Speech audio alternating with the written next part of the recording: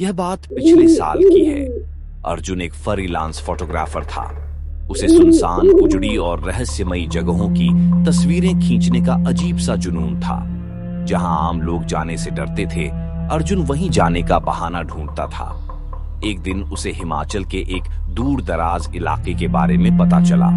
एक शापित गांव जिसका नाम था रक्ततीर। कहा जाता था कि 1990 के बाद वहां कोई इंसान जिंदा नहीं बचा।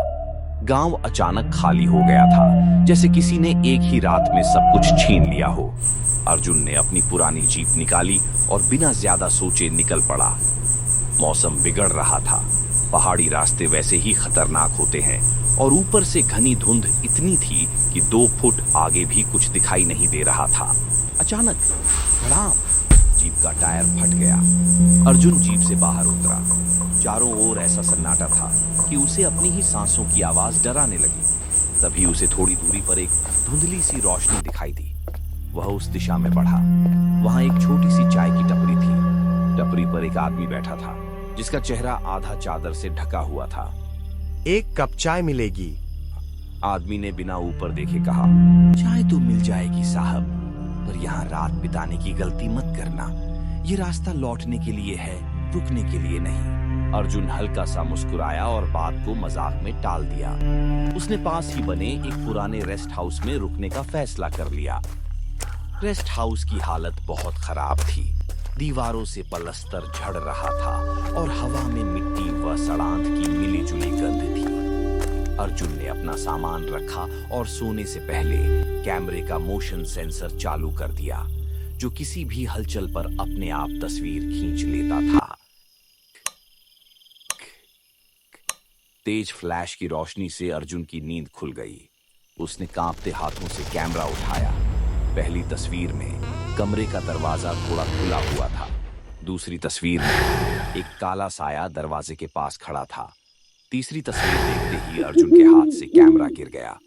उस तस्वीर में वह साया अर्जुन के सिरहाने खड़ा था।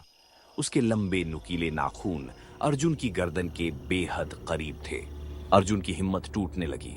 उसने जल्दी से टॉर्च जलाई। कमरे में कोई नहीं था, लेकिन जैसे ही वह मुड़ा, उसे महसूस हुआ कि कोई उसके कान के बिल्कुल पास सांस ले रहा है। ठंडी, बर्फ जैसी ठंडी सांस। कौन है? अर्जुन चीख पड़ा। जवाब में सिर्फ उसकी ही आवाज की गूंज लौट कर आई। तभी उसकी नजर दीवार पर लगे एक पुराने आईने पर पड़ी।